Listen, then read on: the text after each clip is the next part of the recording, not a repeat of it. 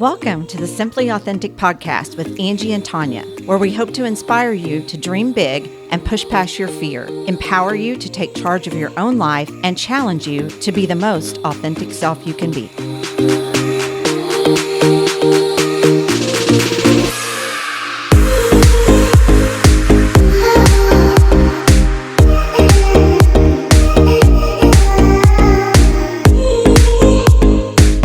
Welcome back to the Simply Authentic podcast. I'm Tanya Murfin. And I'm Angie Mullings.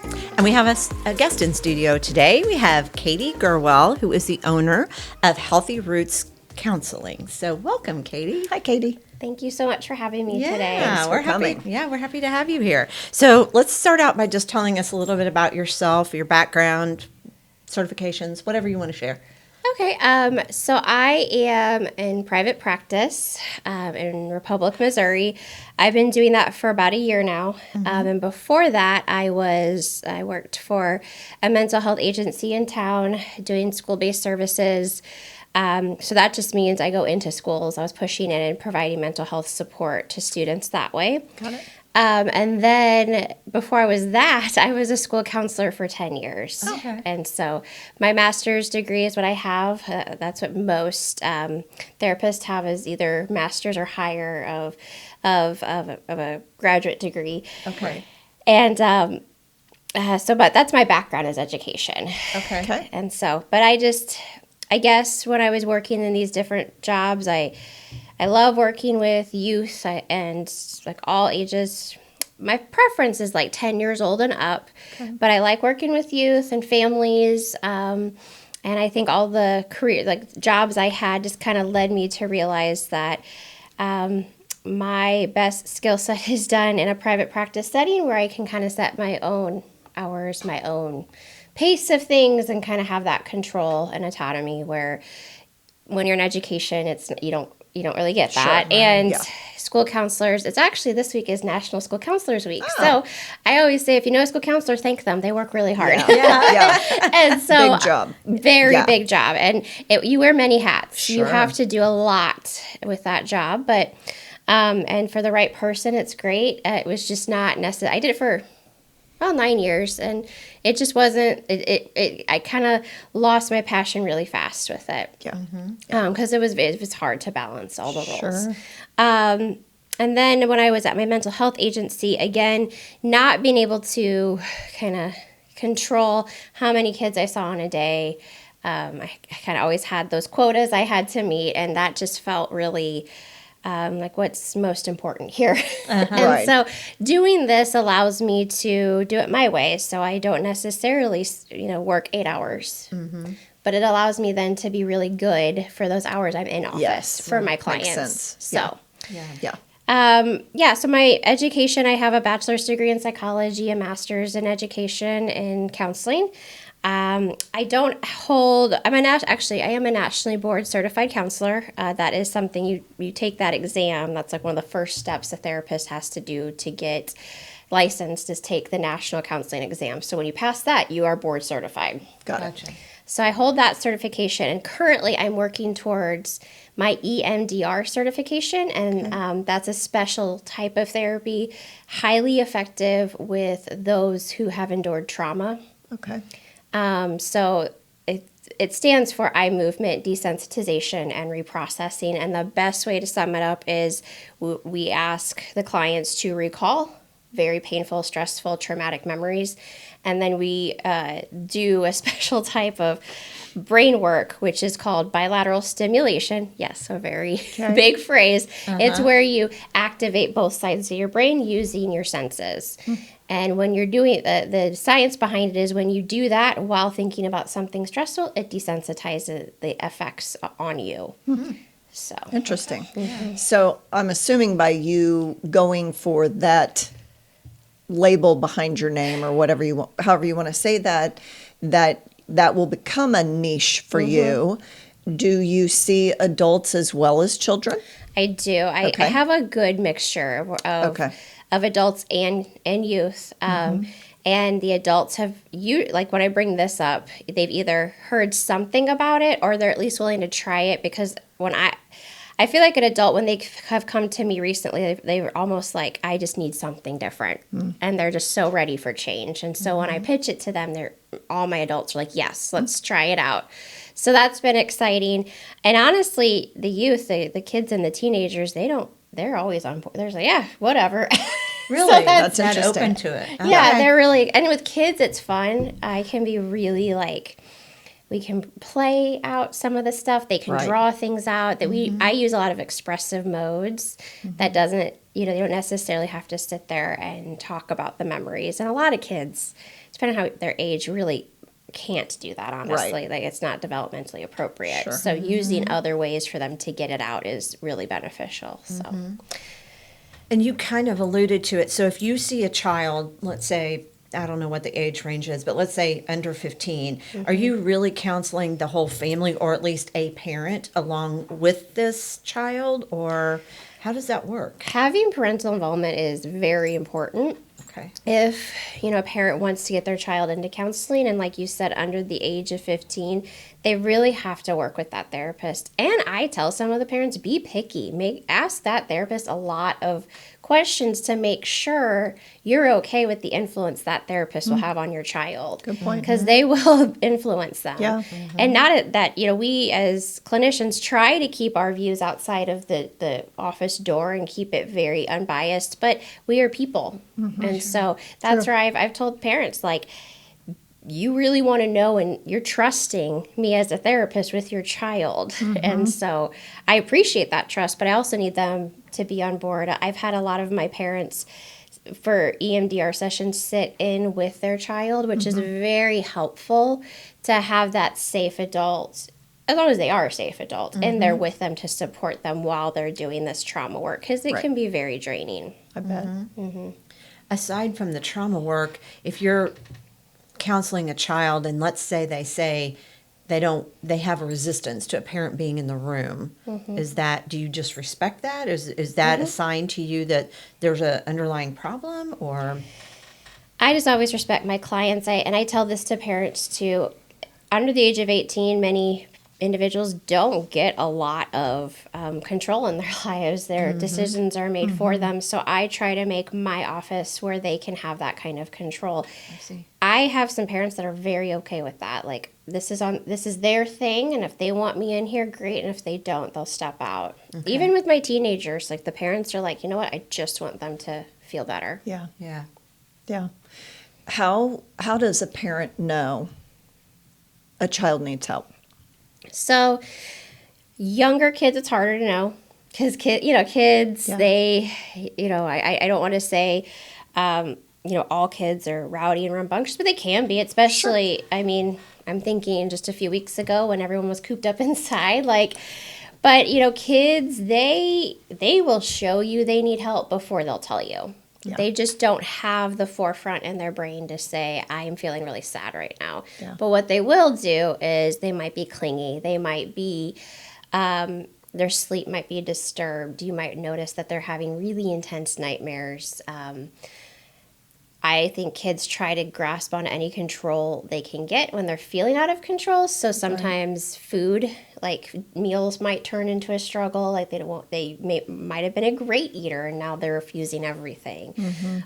Or on the flip side, eating too much is a hard road to toe because I have a 12-year-old at home and he eats me out of a home. But that's just because he's active and Right. plays sports and things like that. But I think I always tell parents, your child best. If all of a sudden some drastic behavioral changes have occurred, it might be the time to reach out, because what I learned in education, early intervention is key. So if we can get that kid in their 8, 9 years old and start learning how to express emotions and talk about things, they're going to be better off later. Yeah. Now, teenagers, I'm starting to pick up, they will tell their parents, I need to talk to someone. I don't know if they're being taught at school or if it's That's interesting. TikTok or whatever. Yeah. But I have a lot of teenagers who told their parents, I need to talk to someone. That's awesome. Yeah, it is. So, Whoever is teaching that, right. I'm assuming, really proud of that. I think school counselors play a role in that, Sure. because I think any good school system is going to have them going in there and doing some, mental health lessons and things like that. Yeah. And I just think it's something I know I was preparing for today. Mental health has changed a lot in our public perception of it. I think when I was growing up, it was, my perception was, well, if you had money, you could go to therapy. It was for a certain type of demographic. Yeah. And I even think before that, like, I know my parents' generation, because I just hear about it from my mom and her friends, it was, oh, you're crazy if you're going to talk to a therapist. Yeah. It's for the really mentally ill. Yeah. And now it's just, I think people are accepting the fact that actually your mental health is just a part of you. Yeah. And we all could, I think I've always told people, any big life event or change, go talk to a therapist, because you need to have, someone that has no stake in your game, kind of listening and helping you through whatever that may be. Yeah. So I was listening to something this week, and it kind of went to the opposite side of that. Like, now the normal is not what you spoke about, and I would agree with you. When I grew up, if you even thought about going to counseling, much less you were going, you were stigmatized. Exactly. Yes, you were less than. There was something wrong with you. You were crazy. So nobody did. And if you did, you certainly didn't tell anybody. But the statement I heard was that everybody's got anxiety now. And so, and to me, I heard that and interpreted it as everybody's says they've got too much going on, and everybody triggers are so sensitive. And so what would you say to that? Would you say that everybody's claim to, oh, well, I have anxiety, I need anxiety medicine, has that went the other way and is over the top now? I have a lot of thoughts on that, to be really honest. So let me, I guess, start from the beginning. I think it's great when someone wants to go and talk to a therapist, if they're able to find one that works within their means of finances or insurance or whatever, which can be a challenge. I think it's great. When you bring up medication, not everyone needs medication. And honestly, the best treatment plan for anybody, if they're really having a mental health crisis, is medication and therapy side by side. You can't just be put on a pill and then be okay. Right. You need to be able to talk to a professional to learn some skills on, now that we might have calmed down some of the stuff going on in your brain, like, okay, what's next? So when it comes to the medication piece, I think it's definitely needed for some people. I don't think it's needed for all people. Right. I'm not against medication, but I also think anxiety can be managed a lot with lifestyle changes.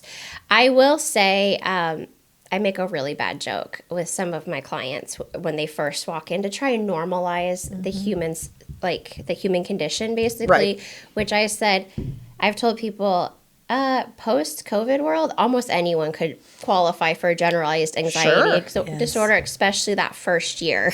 Probably into year 2 as well. Everything was so uncertain, and everything felt so scary and big, and honestly, it was so long of a time period for everyone that, you could get a diagnosis of, most people could.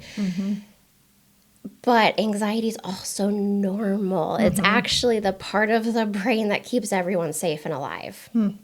And so when it comes to, do you have clinical diagnosable anxiety, has it been mismanaged for 6 months or more? And mismanagement is just, okay, so how do you cope with when things feel overwhelming, you feel that anxiety heightened, what do you do with it? Right. And again, when I say it's keeping you safe and alive, it's because also our brains do not know the difference between a bear in the woods and, like I tell my students, a math test. All they know is you feel maybe some nerves, and then all of a sudden the alarm systems go off in your brain. And that's really what anxiety is. It's an alarm system. And I tell my clients, I don't want to get rid of your anxiety. We want your anxiety because bad joke, but if my office catches on fire, I want your anxiety alarms to go off so we run out. That's very healthy and normal, and we need it. What's not normal is when you're feeling it every single day, and it's hard for you to even, like I said, sit and take a test or complete your job tasks. When it's starting to impact daily living, that's when you need to see someone. Or if you're noticing that in your children, just even like walking into school has become a battle, go see if you could talk to someone about it Right. and see what's going on. Yeah. Yeah, you bring up open a whole can of worms with course. the whole COVID thing. Yes. I was listening to a podcast the other Yes. day about joy, and they were discussing how COVID has really taken our joy as well in some regards, because again, we're still coping in some ways Yeah. with being antisocial for 12 months almost and not being able to get out and live our lives the way that we're used to living. Right. And the repercussions from that, not just anxiety, but lack of joy, lack of, I noticed in myself a lack of energy because I spent all that time when I'd been going to the gym and getting out and going places with my friends, and then you're just stuck at home, and you kind of get into, I kind of refer to it as my repetitive laziness that I'd never had before.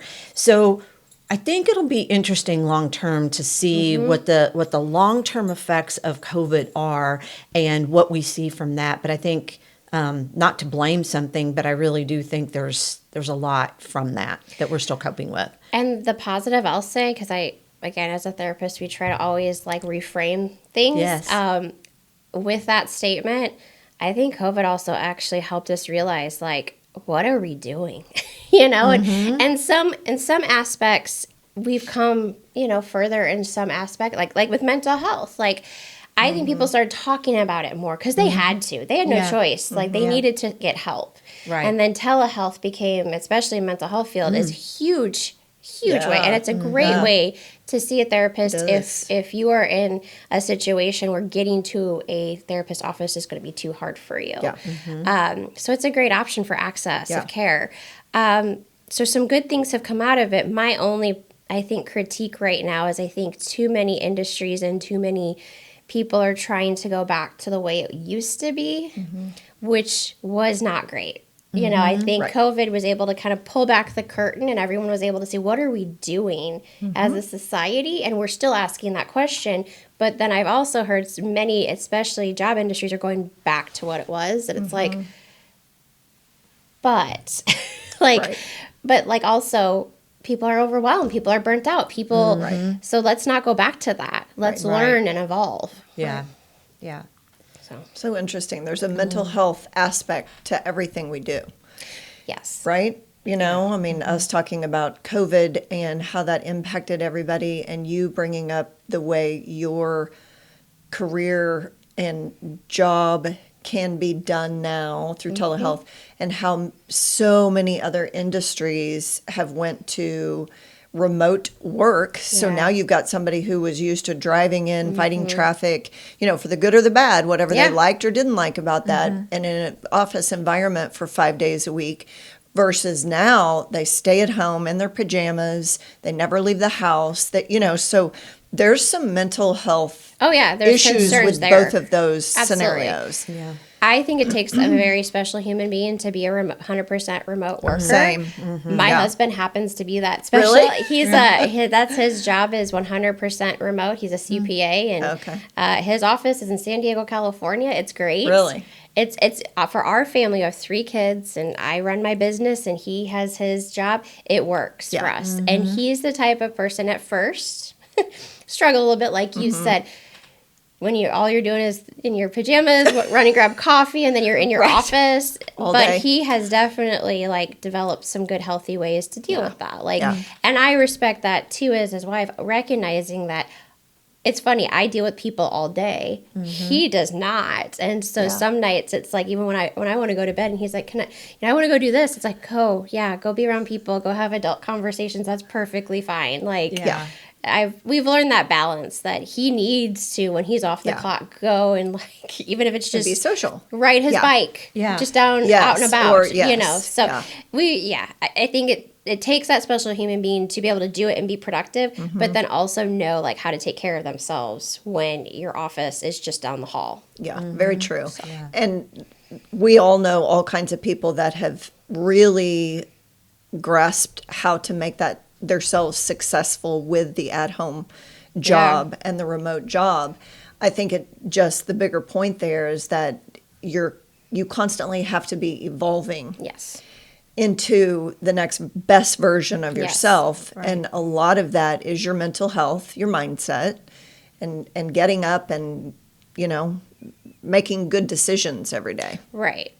I think it takes a lot of discipline to For be a sure. remote worker. Yeah. I don't have a ton of telehealth clients, but like when weather was bad a few weeks ago, I did work from home because if the newscasters are telling me it's not safe to be on the roads, I'm not going to go Right. fight it. And a Yeah. lot of my families didn't care. Yeah, Like a lot that's of great. clients were, Right. some did cancel because they're like, I don't know about this whole online thing. And I'm like, that's fine. And I would just reschedule them. Yeah. But some people are just perfectly fine that, they agree with me if we're like that ice storm. Yeah. Let's not be on the roads today. Yeah. Yeah. Yeah.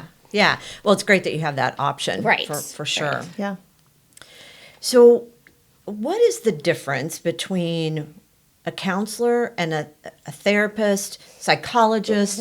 The mental health realm is a little confusing to me. So, Sure. can you kind of iron Yeah. out what those look like? So it's funny. I don't even know if I have a good explanation the difference between a counselor and a therapist. Because now I consider myself a therapist, and I guess it's because that is my focus is therapeutic Got it. healing and goals of my clients. When I was a counselor back in schools, I felt like I was more like guidance, like guiding, advising, things like that along those lines.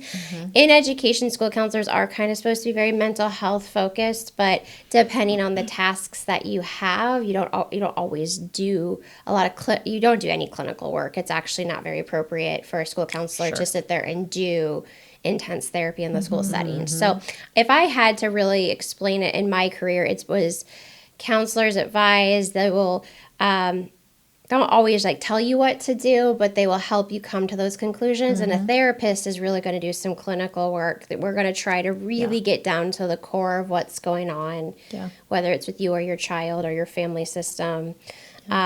And then you bring up psychologist. So a counselor or a therapist has a master's level degree. That's what I hold. And a psychologist has a PhD. Okay. Or I know there's one called a PsyD, and I know Missouri State just came with that program. So it's a doctorate, though. It's a Okay, doctorate got it. level. So they obviously, to do that, not obviously, but so I shouldn't say that, but they have done more schooling, more research. They have a niche from the get-go because that's what they focused on in school with that doctorate. Got it. And so a psychologist, I would definitely recommend if you wanted a full psychiatric kind of evaluation where they're going to do some testing and kind of see. And I think those are great for people who are wanting to get to the heart of what's going on with that individual or child. I have recommended my clients to go get psychological evaluations. They're great in regards to like getting more support in the educational world. So I will say I can't do that, but psychologists can, and they're really good at that too, like knowing the different diagnostic testing. Like I diagnose, but my diagnosis is based on some screeners and mainly observations from parents or those around, are that person. Okay. So it's very subjective. Yes. Yeah. And it's based on what I hear. There's a manual, the DSM, if you've heard of that. It's called the Diagnostic Statistical Manual, and it's what all therapists use to diagnose. But again, that's based on symptoms and behavioral markers. To go get that psychological evaluation, that is when you're getting really deep in depth with interviews, with rating scales, with sometimes actual like IQ tests. So things along those lines. And then the other layer is a psychiatrist. Okay. That's the medical doctor. And so that's if you're wanting medication, that's where I would go if I want a medication. Some people get it from their primary care physician, which is fine. It's a person that will do that for you. Right. But to the psychiatrist, that's their specialty. Yes. So for me, that's going to be the one that will be able to really, I think, work with you and know your makeup versus what the best medicine would be best for your concerns. So Makes sense. yeah, there's a lot to mental health. Yeah. So basically, the medical doctor is the only one who can prescribe medication. If my memory serves me correctly, I believe some psychologists can too. They just have to take coursework, and I think another layer of like certification or testing to be able to do that. Okay. But I feel like that was what I was told back in graduate school, and we're talking a long time few years ago. And since I'm not a psychologist, Yeah. I haven't kept up with some of that. Sure. If there's been any changes to that or not. So But you would have to work if you were counseling someone or had someone in therapy and they were asking you about medication, you would have to partner then Yes. with the psychiatrist. yeah, I would just make a referral. Okay, you would just refer. Okay. I know I don't know them personally, but I know some past clients have given me some people that they liked to work with when it came to psychiatry. And then in town, there's a big mental health organization that honestly is one of the first places I do refer to for psychiatry help. So, Yeah, that makes sense. Yeah. Yeah. So let's talk about a hard subject, Yeah. and that is suicide. So I did some research on stats, and you may have some updated ones even from this, but NBC News reported at the end of December of 23, more than 50,000 Americans died by suicide in 2023, and that was a record year. And that's heartbreaking and horrible, but I'm certain there's no one that has not been touched by suicide. So is this something that you have had to deal with in your practice?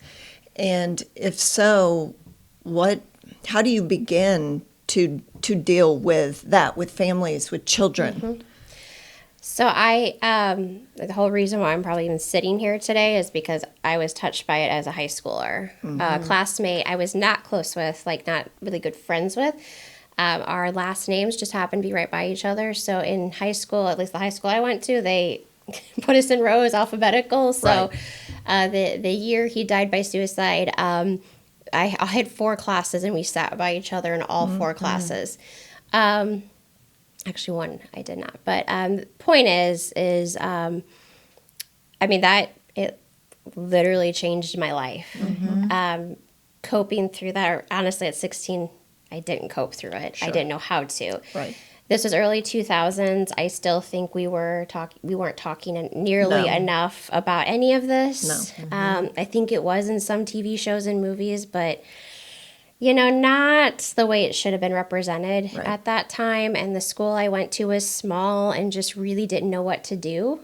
I think it was still before the prevalence of teens dying by suicide. So it was like there was no protocol. Right. There was no, when this happens, this is what you do. Right. And to be honest, I don't think they handled it well, knowing what I know now.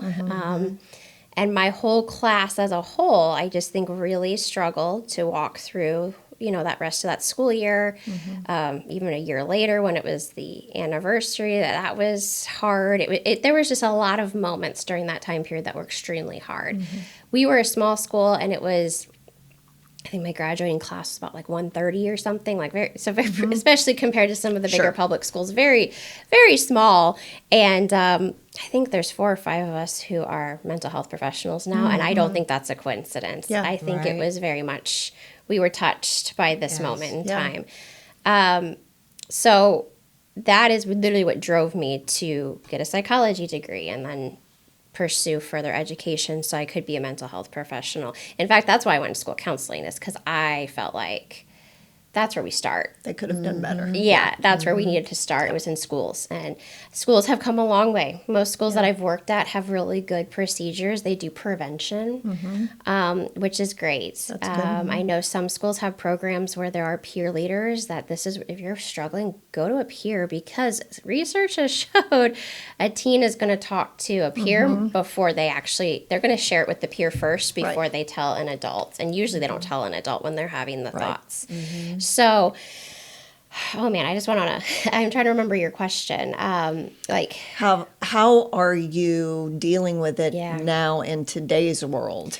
I think when I have a client and that has been a concern in their background or a current active concern, I will always check in every time I see that individual. I consider if someone's having active suicidal thoughts, okay, we're going to stop everything, and I'm seeing them once a week. If they're really it might even need to be more if it's if they become in crisis in between appointments. But for the most part, once a week, and then as those thoughts become at bay, we can lessen a little bit, because typically I start out with people every other week. Gotcha. But my higher need clients once a week is warranted for that. And I just always, it's just showing them their self-worth. It's showing them that, okay, your mind is, you have these thoughts, we're going to honor them, but where are they coming from? What is, because a lot of times with people who did not complete their suicide, the report is they were just trying to feel something, that they had been so depressed, so low for so long, they were just trying to do something. And so it's showing them what to do when you're feeling that dark, cloud over you. Yeah. So I take it very seriously. I've had clients express it in the middle of a session, and then it's literally stop everything. We're going to address this. Yeah. A big shift for me when I left education and joined the more mental health field was that as a school counselor, we're trained, okay, you might ask a few questions to kind of see the severity of this statement. And then we call parents and say, you need to go take them to be seen by either a doctor or a mental health professional. Well, then when I got into the mental health world, all of a sudden I realized, I'm the mental health professional. I get to then speak into what's the next steps. Right. And so I work very much side by side with families on how to best support. And I create what's called a safety plan. So, hey, the child or yourself has these thoughts. This is what you're going to do. We're going to do the coping skills we're working on in therapy, deep breathing, just different, those types of techniques.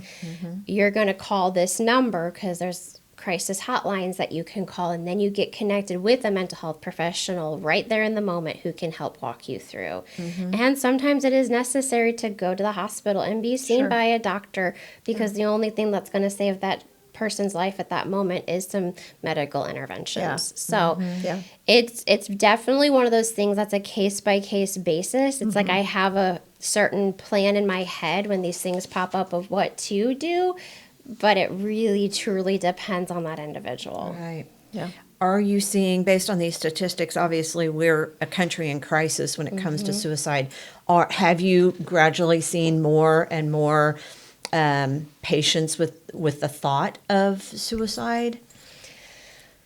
I think my perspective is very skewed. I don't think it's it's increasing Okay. in what I see, but I also have seen it for the last 5 years a lot. Yeah. When I was in the schools, I want to say my last 2 years of education, I felt like it spiked. And one of my last year in education was the 2020-21 school year. So that was that post-COVID school year. Yeah.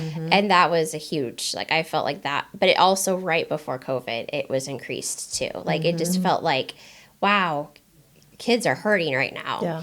And I believe, and I know we all love these, but this has a lot to do with it. Yeah. We are the most connected society ever in the history of mankind, yet we are so disconnected. And Absolutely. the statistic on suicide is not shocking to me, only because when someone does not feel safe, significant, respected, like they don't feel that, then that might be the only choice that makes sense to them in that moment. We're not connected anymore like we once were. And again, going back to COVID, we were actually scared to connect with people for a really long time. Yeah. Yeah. For sure. And so we have to go back to getting to know our neighbors, talking to one another, being outside. We have to go back to the basics of living, because doing everything online. I'm the one that even said telehealth is a great way to access if you have no other options. Right. But in-person stuff is so much more therapeutic and healing than anything online. Yes. I think the internet's great. It teaches me a lot of stuff. YouTube, I learned For so sure. much. But it can't be the only way you get human connection. And I think that's why that statistic is the way it is right now. Yeah. And such a basis for comparison. Everybody wants to compare themselves to someone else, and why aren't they where they think they should be? And like you said, just not feeling seen and not feeling heard. And for some that may be the only thing that they can figure out Right. that will help. Yeah, it's really sad, because it's our teenagers who I feel like are really struggling the most with putting the phones down and connecting with one another. And I think if you do the math, someone who's 16 right now was 12 when they were sent home and told, don't talk, don't be in person. Sure. Yeah. That's a pivotal social development milestone is 12 years old. Yeah. And trying to figure out who you are as a person. You start asking those questions at 12. And if you were doing that in a home, just you and your family, and maybe your family wasn't a safe place to be. It was really, as a school counselor, it was a heartbreaking time for me. And I said with our youth, we're going to see it for probably the next decade, the ramifications of all of it. And not that it was wrong at the time. It's just children just absorb everything around them. They do. Stress, anxiety, good times, bad times, language development, all this stuff just kind of, however that household was coping with all the changes, we're seeing it now in children and they don't have, again, that forefront in their brain to understand things that we can understand. Right. And even us had a hard time understanding things too. And we still have a hard time. So it's just, like I said, I'm not surprised that last year was a record number. Yeah.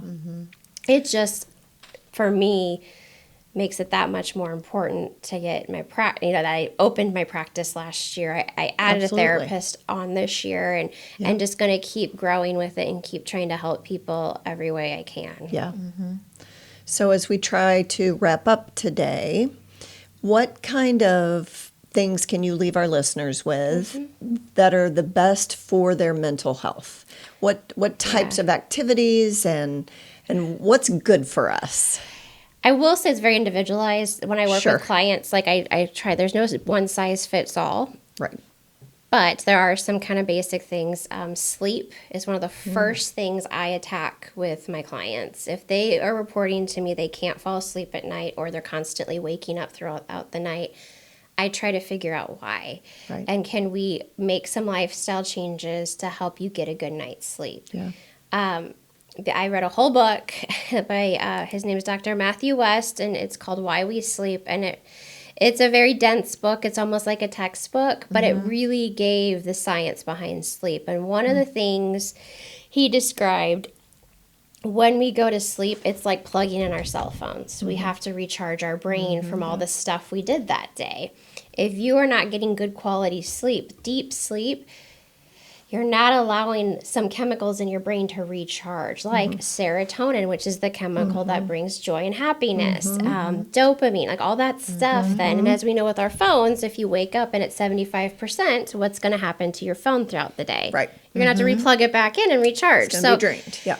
That's our brains. Yeah. When you are that lower level for consistent long period of time, your anxiety is higher. And then when your anxiety is high for a long time, your depression symptoms start kicking in. Okay. So to get to the root, I prioritize with my clients sleep. Okay. Unfortunately, again, we're all on our screens, and the screens will affect your sleep. So I always tell people an hour before you actually want to close your eyes and go to sleep, put the phone away. Put the tablet away, put the computer away. You're probably not even going to do good work if you're trying to catch up on some deadlines. You're not even going to do good work at that time. Agree.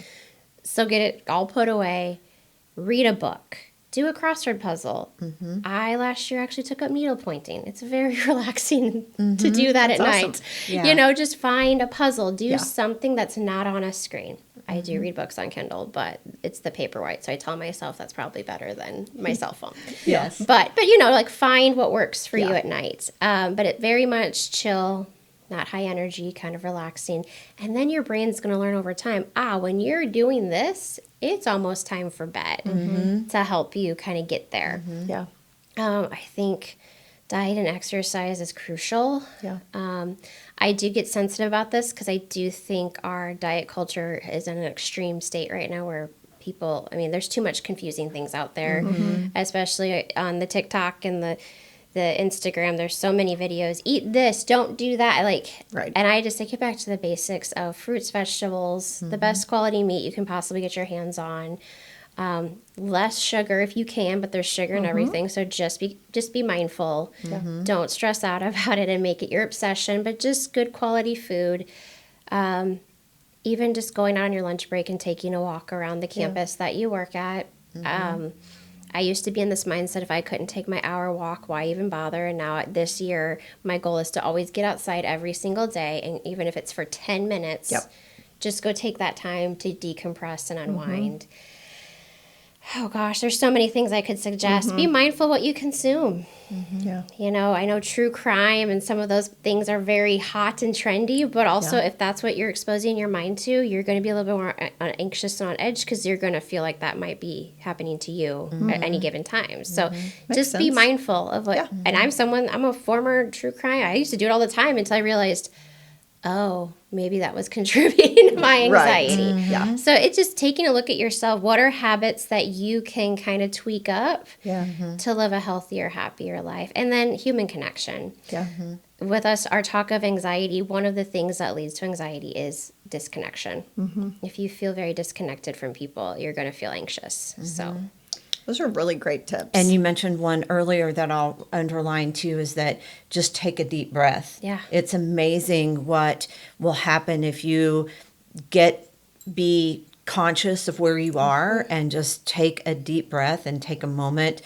Inhale slowly, exhale slowly, and just slow yourself down. Yeah. And I will contribute to your turn the devices off. I have never in my life had trouble sleeping, but there was a time period where I noticed I was on my computer still doing work at 9:30 at night. And I got to thinking, I wonder if that's contributing to the fact that I can't fall asleep. You know, my mind is still going. It's still on, you know, in a high gear. Right. So I really have made the policy that I'm putting my computer away at 8 o'clock at night, and I'm going to do my best not to look at anything after 8. I think that's a great tip. Yeah.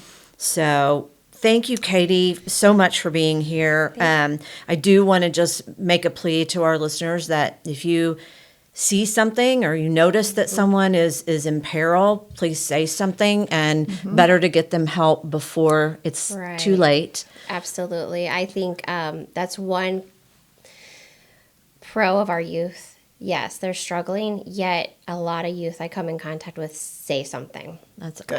Because I think they know. They know it's a serious thing to talk about. And I tell that, you know, it's out of love and care. You're not trying to tattle. Right. And so, actually, you see something, you're concerned, you say something. And if that person gets offended, you know what, they'll be around where you can repair that later, you know? Exactly. So it's just, you just never want to be like, I wish I would have done something. Right.